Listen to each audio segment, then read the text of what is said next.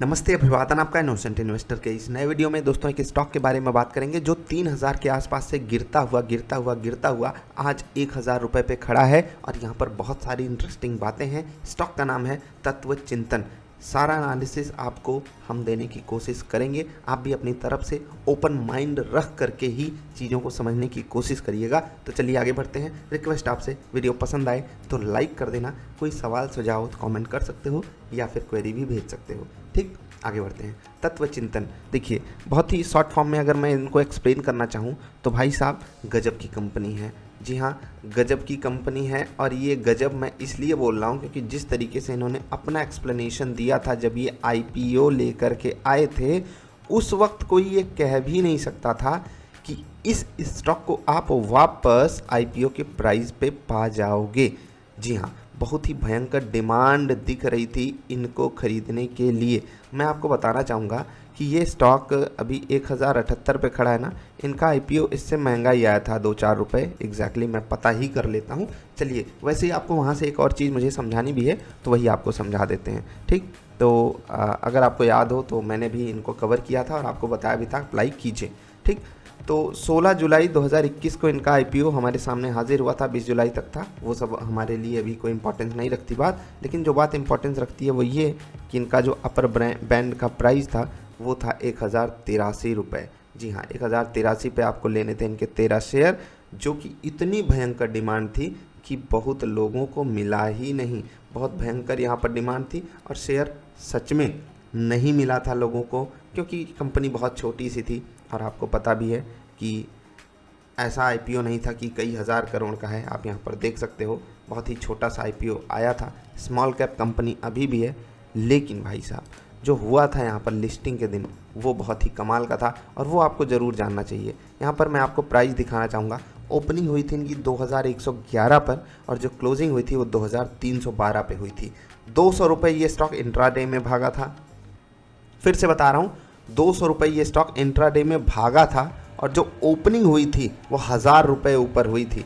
जी हाँ, 1083 से अगर हम जोड़ लें तो 2083, 1000 रुपये ऊपर, या यूँ कह सकते हैं अप्रॉक्सीमेटली ये 100% का रिटर्न दिया था जो लोग अप्लाई किए थे और जिनको शेयर मिल गया था। और जो लोग खुलते ही खरीदे थे उन्हें भी लगभग 100-200, यानी कि मतलब अब उसको ऐसे नहीं कह सकते कि बहुत ज़्यादा रिटर्न मिल गया, लेकिन फिर भी यार इंट्राडे के दौरान भी 200 रुपये को स्टॉक भाग गया, ये भी बहुत बड़ी बात होती है। ठीक, तो इतना भयंकर डिमांड वाला स्टॉक आज ऐसे मोड़ पे क्यों आकर के खड़ा हो गया है कि हमको इसका आईपीओ का प्राइस देखने को मिल रहा है, या यूँ कह ले कि ये अपने ऑल टाइम लो प्राइस पे आकर के खड़ा हो गया है। उसको हम समझने की कोशिश करेंगे। पहले इनका रिजल्ट देख लेते हैं, और जो रिज़ल्ट है वो हम पहले देखेंगे जब ये आईपीओ ले करके आए थे। आप ये रिज़ल्ट आसानी से इनके डीआरएसपी में भी देख सकते हो, ड्राफ्ट रेड हेरिंग प्रॉस्पेक्टस में भी देख सकते हो।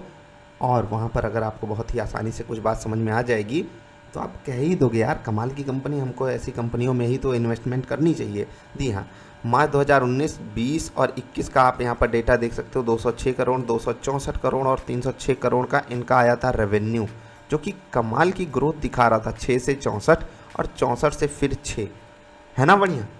जी हाँ, बहुत बढ़िया। प्रॉफिट आफ्टर टैक्स देख लीजिए 20 करोड़, 37 करोड़ और फिर 52 करोड़। अर्निंग्स पर शेयर देख लीजिए 10 रुपये, 18 रुपये और 26 रुपये। बढ़ता हुआ जा रहा था क्योंकि इनको आईपीओ मार्केट में लेकर के आना था, इसीलिए ऐसा रिजल्ट दिखाया गया। ऐसा भी कई सारे लोग सोच सकते हैं, कह सकते हैं। कंपनी के बारे में आप बेसिक अंडरस्टैंडिंग यहाँ से जान सकते हो, ले सकते हो। बाकी अब हम चलते हैं अभी इनके करंट एनालिसिस को देखने रिजल्ट के हिसाब से। ठीक है, तो हम चलेंगे बीएससी इंडिया की वेबसाइट पे। यहाँ पे हमने सर्च कर लिया है तत्व चिंतन फार्मा केमिकल स्पेशलिटी सेगमेंट जो है, ठीक है, वहाँ पर ये डील करते हैं। ठीक, तो ऐसी कंपनियों की उस वक्त बहुत भयंकर डिमांड थी। लेकिन जो सबसे बड़ी दिक्कत आई ना, मैं आपको बता देता हूँ, फिर आगे बढ़ूँगा रिजल्ट को देखने।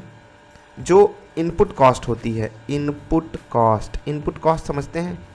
जैसे कि जो रॉ मटेरियल होता है, आप मान लेते हैं किसी सेगमेंट में बिजनेस कर रहे हो तो रॉ मटेरियल की कॉस्ट अगर 20% बढ़ती है तो ऐसा नहीं होगा कि आपके जो फाइनल प्रोडक्ट हैं उसकी भी कॉस्ट 20% आपको बढ़ानी पड़े। रॉ मटेरियल अगर 20% बढ़ता है ना तो कई सारी चीज़ें बीच में और अपने आप बढ़ जाती हैं। वो मैं कभी और शायद मैं पहले भी एक्सप्लेन कर चुका हूँ फंडामेंटल एनालिसिस, जब मैं आपको सिखा रहा था कि कैसे छोटी छोटी करके हमारी और कॉस्टिंग भी बढ़ जाती हैं। अगर 20% यहाँ बढ़ी, कुछ और 20% बढ़ जाएगी, तो 1% कहीं और, 2% कहीं और, 3% कहीं और, तो नेट नेट जो आपका फाइनल प्रोडक्ट आता है वहाँ पर आपको कॉस्ट जो है वो ढकेलनी ही पड़ती है। ढकेलने का मतलब पुश करनी पड़ती है। यहाँ पर आपकी इनपुट कॉस्ट बढ़ी तो आउटपुट कॉस्ट भी आपको बढ़ाना पड़ेगा, और मोस्ट ऑफ द केसेस में वो जो कॉस्टिंग बढ़ती है ना वो 20 से कहीं ज़्यादा होती है, कहीं कहीं तो 20 का 15-20% और, यानी कि यहाँ पर 20 है और इसका 20% यानी कि 4% और, यानी कि टोटल कॉस्टिंग जो आउटपुट में बढ़ी वो 24, और ऐसे में डिमांड काफ़ी कम हो जाती है। तो जो एक बिज़नेस के लिए वर्स्ट नाइटमेयर हो सकता है वो यही कि आपकी इनपुट कॉस्ट बढ़ जाए और वो किसी रिदम में नहीं, किसी पैटर्न में नहीं, अचानक से बढ़ जाए। वही हुआ इस कंपनी के लिए। देखो रिदम जो होता है उसके लिए कंपनियां पहले से तैयार होती हैं, बायर्स भी पहले से तैयार होते हैं। जैसे कि आपको पता है, लेट्स से कि अभी 100 का पेट्रोल है तो वो 102 हो जाएगा, हमें कोई दिक्कत नहीं होगी, 104 हो जाएगा, हमें कोई दिक्कत नहीं होगी। देखो थोड़ी थोड़ी दिक्कत होना चालू हो जाती है, लेकिन ऐसा नहीं है कि हम कहीं जा रहे थे और हम अपनी ट्रिप ही कैंसिल कर देंगे 4 रुपये के चक्कर में। लेकिन अब सोचो पेट्रोल हो जाए 125 रुपये का, अब हम सोचेंगे ना भाई यार हमको जहाँ 10 लीटर तेल लगता था अब 25% एक्स्ट्रा हमारा तेल लग जाएगा, यानी कि 12.5 लीटर लगेगा। ऐसे समझ रहे हैं ना? तो यहाँ पर हमें दिक्कत आनी चालू हो जाती है, और यही हुआ है इस कंपनी के साथ। इस कंपनी को पहले तो आप ऐसे समझ लीजिए छोटी है, तो जो इनके साथ डील कर रहे हैं वो भी बहुत कम संख्या में हैं, ठीक है। अगर मैं यूँ कहूँ तो ये ज़्यादातर गुजरात में ही डील करते हैं, कम लोग हैं। अब उन्हीं में से उनको ही अगर दिक्कत हो गई, जैसे बहुत डाइवर्सिफाइड अगर आपका पोर्टफोलियो हो तो वहाँ पर जो ऐसी चीज़ें होती हैं, होता क्या है कि जो आपके कस्टमर्स होते हैं उनमें से भी बहुत सारे लोग ऐसे होते हैं जो बहुत अलग अलग जगहों पे डील करते हैं, तो वो आपके पास आएंगे ही, क्योंकि जो उनका सेगमेंट है वो ऐसा है कि जो डिमांड है वहाँ पर वो कम नहीं हो रही है। तो जैसे खाने पीने की चीज़ें हो गई या ऐसी सेगमेंट की कोई चीज़ हो गई जिनकी डिमांड कम ही नहीं होनी है, ऐसे लोग आपके कस्टमर लगातार बने रहेंगे, तो वो आपके बिजनेसेस को कम से कम ग्रो अगर नहीं कर रहे हैं तो स्टेबल रखते हैं। लेकिन यहाँ पर जो स्टेबिलिटी है उसी को बहुत भयंकर डेंट पड़ा है इनपुट कॉस्ट बढ़ने के कारण। और होता है ना कि सरकारी कंपनियों पे सरकार का ज़्यादा फोकस, ऐसा नहीं कि इस कंपनी को सरकार ने कोई धक्का दिया है। अब कुछ कारणों में ऐसे हो जाता है कि अगर सरकार आपके बगल वाले साथी को प्रमोट कर रही है और आपको नहीं कर रही है तो एक एंगल से सरकार आपको धक्का ही मार रही है, लेकिन उसके लिए कुछ किया नहीं जा सकता। हम रिजल्ट पे चलेंगे। अभी बस आपको मैं कुछ बातें यहाँ पर दिखाना चाहूँगा।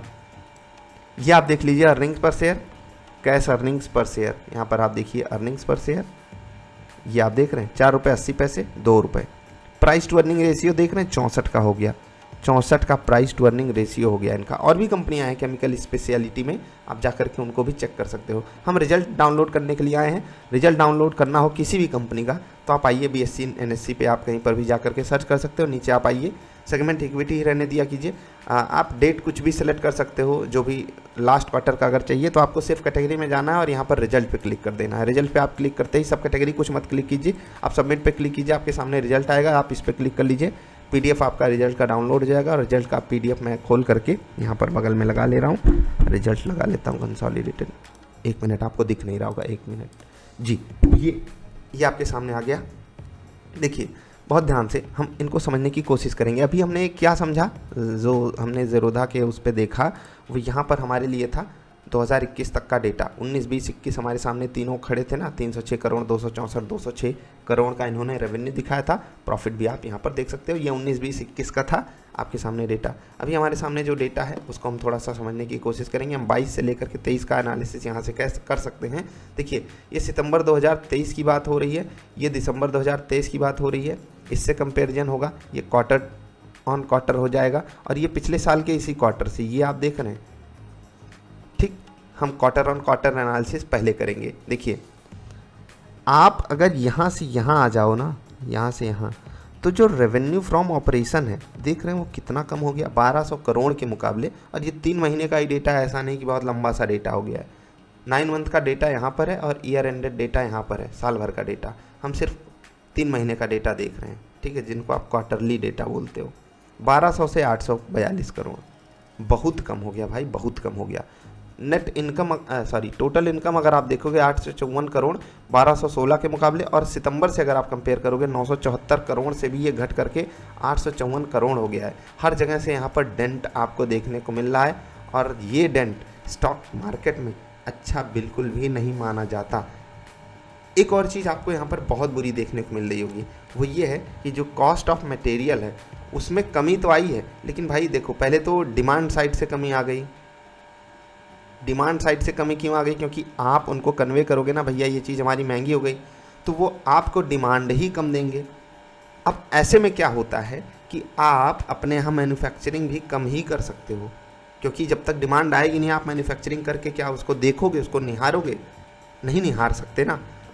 आप यहाँ से देखिए 570 करोड़ रुपए जो कॉस्ट ऑफ मटेरियल लगा वो 417 करोड़ लगा। ये आपको कम तो दिखाई देगा, लेकिन ये किस चीज़ में डेंट के कारण है?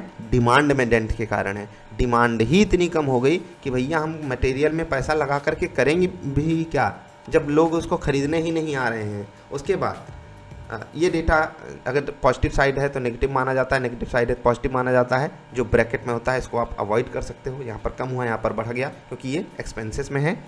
जो सबसे खतरनाक चीज़ है वो ये, खतरनाक चीज़ मैं इसको इसलिए बोलूँगा कंपनी के बिहाफ पे, एम्प्लॉय के बिहाफ पे नहीं। आप यहाँ पर देखिए 147, ठीक है, 147, 140, 104, और ये डेटा करोड़ में नहीं है, इसको आप मिलियंस में कर सकते हो। एक पॉइंट आपको पीछे जाना होगा, ऐसे आप कर सकते हो 96, 120, समझ रहे हैं? नहीं समझ पाए? ये डेटा यहाँ पर आप देख सकते हो, Indian rupees in million except per share data, ये मिलियन में है। शायद मैंने आपको करोड़ बोल दिया तो उसके लिए माफ़ी चाहता हूँ। हाँ, जो पर शेयर डेटा है यानी कि अर्निंग्स पर शेयर वगैरह वो सब रुपीज़ में है, बाकी ये डेटा पूरा मिलियन में है। ओके, तो हम फिर से इसको आपको नहीं समझाएंगे, आप अपने हिसाब से समझ लीजिएगा। मैं जो चीज़ें आपको समझा रहा था, मेरा सिर्फ कहने का जो मोटिव था उस पे जाइएगा, क्योंकि ये करोड़ में है, मिलियन में है, उससे में देखो जब तक हम कोई एम्प्लॉय नहीं है वहाँ के, या ऐसे शेयर होल्डर नहीं है जो कैलकुलेशन करके कोई चीज़ लेता है वहाँ से, तब तक हमें कोई दिक्कत नहीं होगी। लेकिन ये जो मिलियन और करोड़ का कन्फ्यूज़न था, देखो जल्दी इतनी छोटी कंपनियाँ एनालाइज करते नहीं हैं, तो इसीलिए ये कन्फ्यूज़न आई। कोई बात नहीं, सबके साथ होता है ये, और आप भी समझ जाओगे कि गलती सबसे होती है। मजाक कर रहा था, मुझसे कुछ ज़्यादा ही होती है।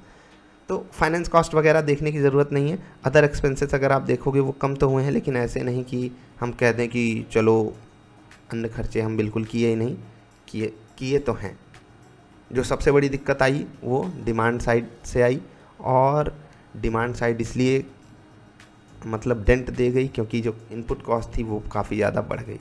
कुछ नहीं किया जा सकता, और बहुत सारी कंपनियाँ, ऑलमोस्ट सभी कंपनियां आप तो कन्वे कर ही देती हैं, या सामने वाले को पता चल ही जाता है कि अब ये चीज़ महंगी हो गई है। वो अल्टरनेट ऑप्शन ढूंढ लेते हैं, या एक पॉज ले लेते हैं जिनको आप हॉल्ट बोल देते हो, मैन्युफैक्चरिंग हॉल्ट जिसको बोला जाता है। सारी चीज़ें हो सकती हैं।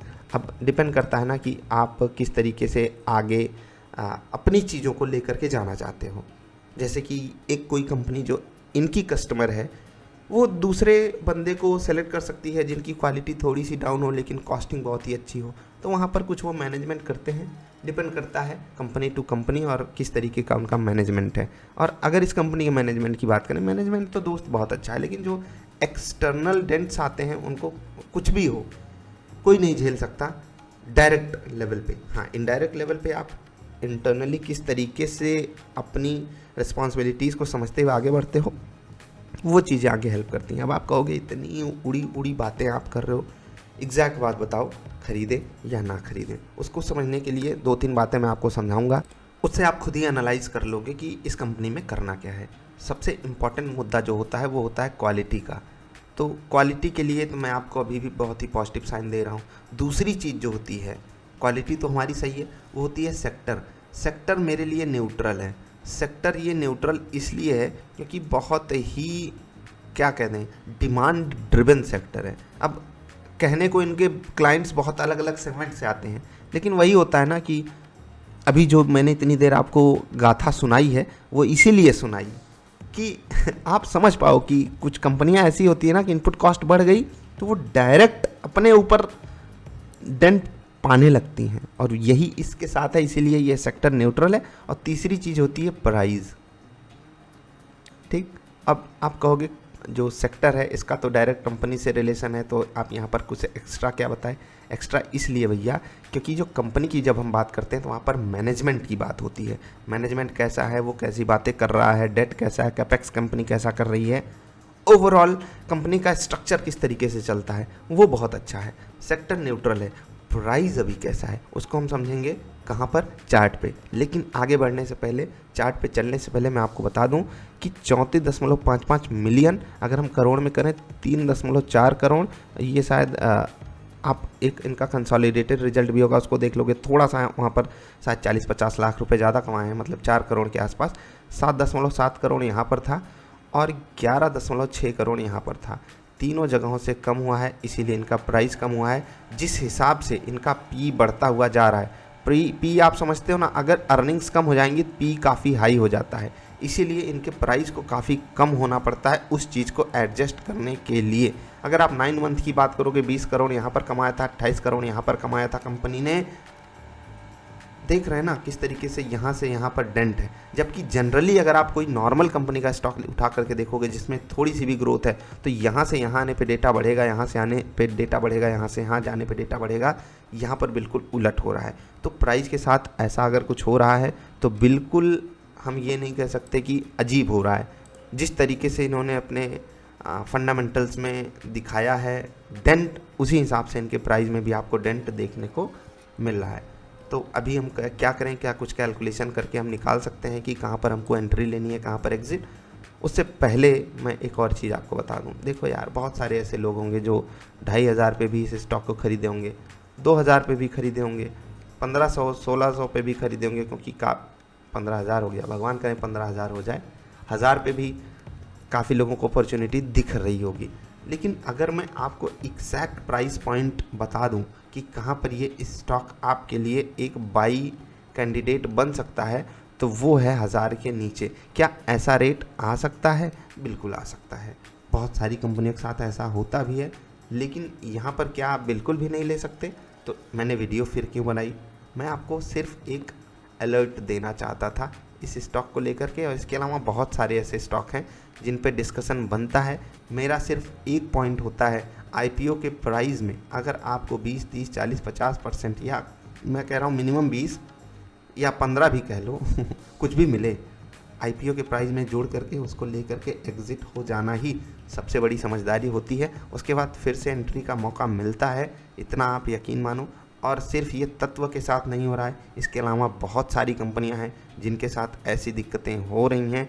और आगे मैं आपको एक और अलर्ट साइन दे देता हूं। कुछ कंपनियां अभी बाज़ार के मूड माहौल के साथ तो उड़ रही हैं हवा में, लेकिन इतना तो आप, मैं क्या बोलूं, एक्सपर्ट तो नहीं, शुरुआत में आपको दिखाई दिया हूं और फिर से आपको बता दूं मैं कोई एक्सपर्ट नहीं हूं, सेबी रजिस्टर्ड, लेकिन फिर भी आपको एक हिंट देना चाहूँगा कि इस वक्त जो कंपनियां बहुत हवा में उड़ रही हैं उनमें से मोर देन 60 या यूँ कह लो मोर देन 75 to 80% कंपनियां ऐसी हैं जो अपने इन्वेस्टर्स को बहुत बुरी चोट देने वाली हैं, बहुत बुरी चोट, क्योंकि वो विदाउट फंडामेंटल्स उड़ रही हैं। ये स्टॉक फंडामेंटली स्ट्रांग तो था, लेकिन इतना महंगा था कि गिरना बनता था, इनका गिरना बनता था। अब जब आईपीओ आया था बहुत सारे लोग कह रहे थे लॉन्ग टर्म के लिए भी आप लगा सकते हो। नहीं भाई, अगर कोई आईपीओ 70, 80, 90% ऊपर खुल गया, कहाँ से लॉन्ग टर्म आप लगा दोगे? किस बेस पे वो इतना ऊपर खुला है? इंतज़ार करो, सेटल होने दो उसको। आपको अगर फोमो ही होता रहेगा तो आप नहीं मार्केट में वेल्थ बना सकते हो। ट्रेडिंग कर सकते हो, लेकिन वो भी बहुत रिस्की हो जाती है अगर आपकी अप्रोच इस तरीके की है कि आप हमेशा फोमो में आ जाते हो। तो हमने इतनी देर जो वीडियो में आपको कहानी सुनाई, उससे आपको क्या सीख मिली? कि तत्व के साथ फंडामेंटली चीज़ें अच्छी नहीं हुई हैं, कंपनी के मैनेजमेंट में कोई बुरी चीज़ नहीं हो गई है, तो वो एक पॉजिटिव चीज़ है। प्राइस कम हो रहा है, ये आपके लिए एक पॉजिटिव चीज़ है। यहाँ पर बाई करने के लिए मैं आपको न्यूट्रल बात बोल रहा हूँ। न्यूट्रल इसलिए, पहली बात तो मैं सेबी रजिस्टर्ड फाइनेंशियल एडवाइज़र नहीं हूँ, अदरवाइज़ मैं यहाँ पर वीडियो क्यों बनाता अगर मुझे यहाँ पर कोई अपॉर्चुनिटी नहीं दिखती। जो बेस्ट केस अपॉर्चुनिटी दिख रही है वो थोड़ी सी नीचे है, according to fundamental price only. अगर आप आईपीओ के हिसाब से बात करोगे तो 1,080 रुपये पे जब आईपीओ आया था ना भाई साहब, इतनी भयंकर डिमांड थी कि आईपीओ लोगों को मिल नहीं रहा था, और फिर से ये स्टॉक वहीं, या यूँ कह लो कि उसके नीचे खड़ा है, फिर भी कोई ख़रीदने को तैयार नहीं है। तो ऐसी हो जाती है मार्केट में कंडीशनिंग। ऐसे समझ लो कि वक्त वक्त की बात है। एक वक्त इनको 1500, 1800, 1900 पे भी खरीदने के लिए लोग एकदम कहते हैं ना, दिल फेंक के खड़े थे। दिल फेंक के नहीं, दिल खोल के खड़े थे, आओ भैया हम तुमको खरीदेंगे। और एक वक्त ये आ गया है कि ये स्टॉक 1100 के नीचे है। देखो हंस रहा हूँ तो इसका ये मतलब नहीं जिनके पास स्टॉक है मैं उनका मजाक उड़ा रहा हूँ। सिर्फ इतना कहना चाहता हूँ कि वक्त वक्त की बात है दोस्त। आपको भी मैं यही कह सकता हूँ कि देखो, अगर ये स्टॉक आपको नुकसान दिया है या कोई तकलीफ़ दिया है या इसके जैसा कोई और स्टॉक है, तो ये आपको सिखाने के लिए पर्याप्त है। और यहाँ से भी अगर आप नहीं सीखे तो आप ही आमंत्रण दे रहे हो और स्टॉक्स को जो आपको ऐसे ही डेंट दें। अगर आपको फोमो होता है, अगर आप फालतू के जगहों पे ख़रीद लेते हो, तो भैया झेलना तो आपको पड़ेगा। मैं हमेशा आपको एक और बात कहता हूँ कि जब भी आप कोई स्टॉक खरीदते हो ना, और जहाँ से भी आपने ख़रीदा अगर वो 5% भी नीचे जाता है, इसका मतलब आपके एनालिसिस में कुछ तो गड़बड़ी थी। इसका मतलब ये नहीं कि मैं अगर कोई स्टॉक खरीदूंगा तो 5% नीचे नहीं जाता, बिल्कुल जाता है। बस यही है कि मैं अपने एनालिसिस पे कितना कायम हूँ, उसी चीज़ का टेस्ट लेती है बाज़ार। अगर आप अपने स्टॉक को ऐसे 20-25% नीचे गिरता हुआ नहीं देख सकते तो भैया आप स्टॉक मार्केट के लिए नहीं बने हो। प्लस तत्वा जैसे स्टॉक में अगर आप ज़्यादा पैसा डाल के बैठे हो तो भी यार आप मार्केट के लिए नहीं बने हो। आपका डाइवर्सिफिकेशन थोड़ा सा आपको समझा रहा होगा कि भैया देखो डाइवर्सिफिकेशन बहुत ज़रूरी होता है। ओके, तो ये सब बातें थी जो मैं आपको बताना चाहता था। वीडियो लंबी हो गई उसके लिए माफ़ी चाहते हैं, लेकिन जाते जाते एक दो सलाह आपको और देना चाहेंगे। यहाँ पर अगर आपको ख़रीदारी करनी है तो फिबोनाची वाली वीडियो देख कर के ही कीजिएगा, तब आप समझ जाओगे टेक्निकली कैसे स्टॉक को ख़रीदा जाता है। और ये क्वार्टर भी ख़त्म होने वाला है, ठीक है। अब तो बाज़ार नहीं चलने वाली इसमें, तो इनका भी आप चाहो तो रिजल्ट देख सकते हो कुछ ही दिन में। बहुत समय तो नहीं लगाते, शायद जनवरी के लास्ट वीक में रिजल्ट आया था इनका, जो दिसंबर में क्वार्टर ख़त्म हुआ था। तो 15-20 दिन बाद इनका एक और रिजल्ट आ जाएगा, वहाँ से भी एनालिसिस आप ले सकते हो अगर आपको ख़रीदारी ही करनी है। टेक्निकली 2 लेवल्स मैं आपको बता रहा हूँ। 944 के आसपास अगर ये स्टॉक आता है तो बहुत इंपॉर्टेंट लेवल है, और 1106 रुपये अगर ये स्टॉक ऊपर तोड़ करके जाता है तो ये 2 लेवल्स पे आप फोकस रखिएगा, आपको हेल्प मिल सकती है। और जो भी मैंने आपको लेवल्स बताए वो आपके लिए टेक्निकल लेवल्स है। आपके लिए डिस्क्लेमर ये है कि तत्वा में अभी तो मेरी कोई इन्वेस्टमेंट नहीं है, लेकिन आगे हो सकती है, इस चीज़ को आप एज अ डिस्क्लेमर ही मानिएगा। लेवल्स मैंने आपको बता दिए। फिबोनाची पिवट पॉइंट वाली वीडियो आपकी मदद करेगी। फंडामेंटल एनालिसिस करने के लिए आप रिजल्ट को और अच्छे से देख सकते हो। हाँ, रिजल्ट में मैंने एक चीज़ की गड़बड़ी जो करी थी वो मैंने आपको समझा दिया है। समझाया ये था कि डेटा जो है वो करोड़ में नहीं मिलियंस में था, तो 1 पॉइंट पीछे आपको आकर के ही उस डेटा को समझना है। जैसे ये 854 करोड़ नहीं 85 करोड़ है। इनकम की बात करें, नेट प्रॉफिट ये 34 करोड़ नहीं 3.4 करोड़ है। समझ गए होंगे। तो अभी के लिए इतना ही। वीडियो पसंद आई तो लाइक कर देना, वीडियो लंबी हो गई इसके लिए माफ़ कर देना। जल्दी मिलेंगे, नमस्कार।